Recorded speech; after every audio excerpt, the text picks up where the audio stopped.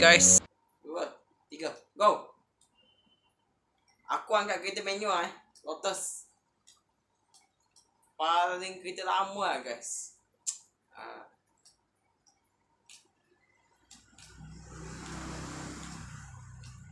So, korang boleh tengok lah ni kereta. So, kawan-kawan, jangan risau guys. Wah, ini paling best. Korang boleh tengok lah.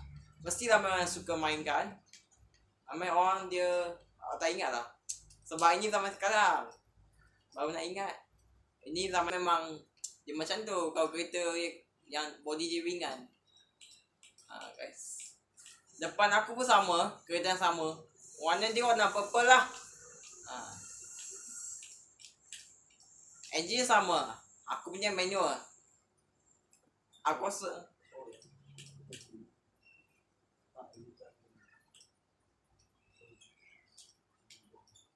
so senang buang. Sebab apa? Biar tak betul.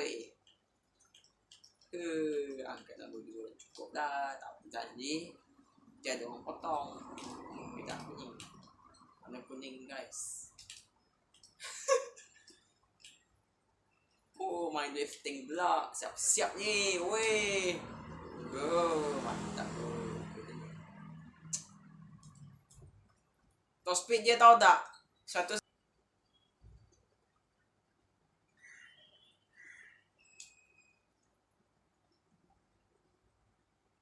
Kereta depan aku lagi smart. Smart sih. Siap. Betul siap tu.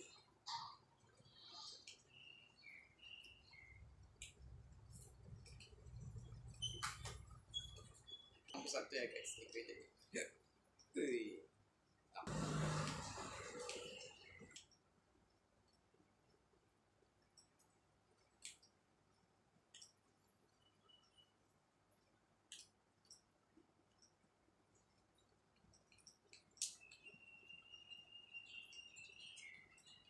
Tak buang Bukan main-main tau, enjoy je. Memang stable guys. Kena buang lah. Korang kena kontrol steering je. Kereta ni senang buang sebenarnya. Boleh dibandingkan. Tapi macam aku racing je. Oh tapi drift punya style lah guys. Korang ni horsepower dia 200 lebih lah. Wah, tinggi betul horsepower. Nah, ni lah aku nombor sama senjata guys. Hai Jalan Balu. Saya baru pertama kali tengok Jalan Balu anda. Ada gear 6 lah.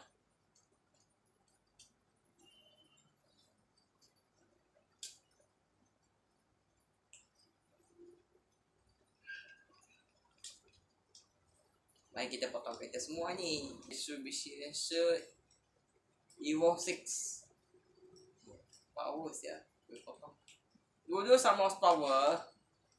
Tapi yang kat belakang kau yang aku bawa potong tu itu 4-wheel drive. Nampak loader. Yang ni 2 loader. Lah.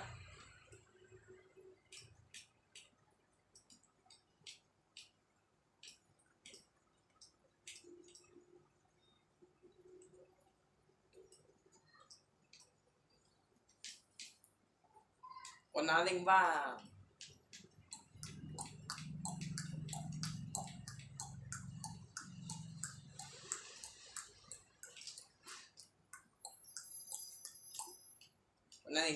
Konaling. Pentingnya. Wah. Macam dah 2 round dah bang. Tadi yang ke-1 Apa cerita kereta ni? Android dia lagi mantap lah daripada 2 kereta tu kan. Kereta ni paling best. Of course lah, aku pilih GTR. Kalau nak tengok, tak pernah buang. Dia pakai multi-link lah. Suspension. Kereta ni. Mari kita tengok. Nombor 1 juga dapat.